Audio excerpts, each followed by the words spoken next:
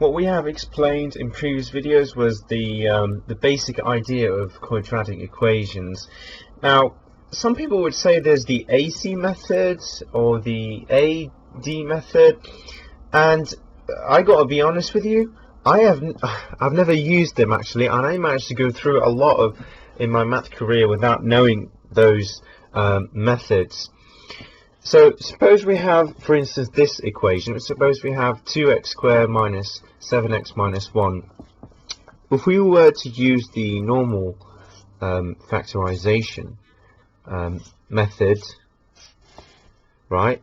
So first of all, to get x squared, we need an x multiplied by x, and to get a 2x squared, well, the only option is 2 times 1, so 2x times x. And to get a 1, well, we can only use 1 times 1. And to get a negative sign, we need positive times negative, right? So we can actually play around, just put in negative here or positive on the other side. But when you try to solve it, you'll find out that none of these actually work. None of these methods work. So the good way, it's a long way actually, but the good thing about it is that it always works. What we call it the quadratic formula, which is ax squared. Suppose that we call the coefficient of x squared a, and the coefficient of x b, and the constant is c equals to 0. So the quadratic formula actually says x equals to minus b plus or minus square root of b squared minus 4ac all over 2a. And you can see here that this formula can be actually used, or could have been used, in the previous example that I have explained in previous videos. So if we were to plot that in this previous problem, we would see that actually a is 2 here, b is 16, and c is 24. And the good thing about it is that it always works. But the only thing is that if you can actually factorize it like what we did in the previous example, you don't have to use it. But anyway, even if you tried this formula in like easier problems, you still get the same answers, 2 and minus 6. But as I mentioned, you don't have to do it if you can factor it out without doing it. But here, unfortunately, not all equations are the same. Not all equations can be factored out. Like in this case, we couldn't factor out this, so we're gonna have to use this formula.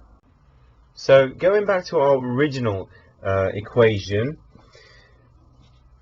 if we were to plug in, substitute the coefficients with a, b, and c, we'll get a equals to 2, the coefficient of x squared, b equals to minus 7, and c equals to minus 1. And now we just literally substitute the a, b, and c with the original equation, with the values we've got with the coefficients. Let's try this out. So now we've substituted the a, b, and c with the coefficients of x squared, x, and the constant. So we've got x equals to minus 7 plus or minus square root of 49, which is b squared. 7 squared is 49, minus 4 times ac, a is 2 and c is minus 1, over 2a, which is 2 times 2, because a is also 2. I'm sorry, I forgot to tell you, I made a mistake actually. This should be positive 7, not minus 7, because it is originally minus 7, but when we substitute with minus b, the minus and minus goes into positive. So this should be positive. Sorry about that, I apologize for that. It's just a lot of equations, sometimes I lose it a little bit.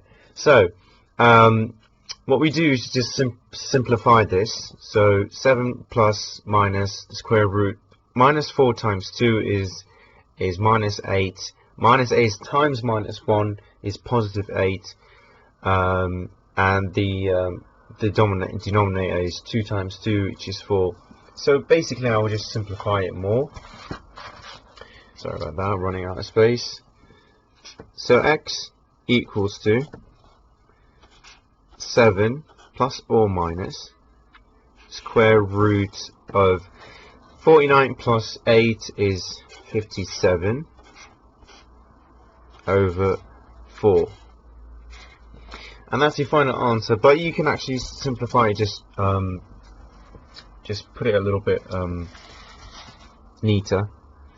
We got two solutions then. X either equals to 7 plus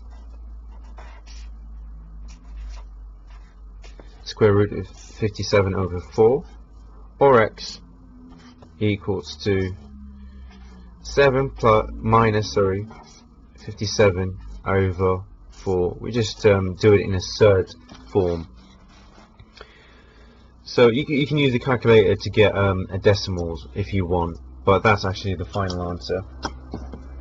So either x equals to this surd or this surd.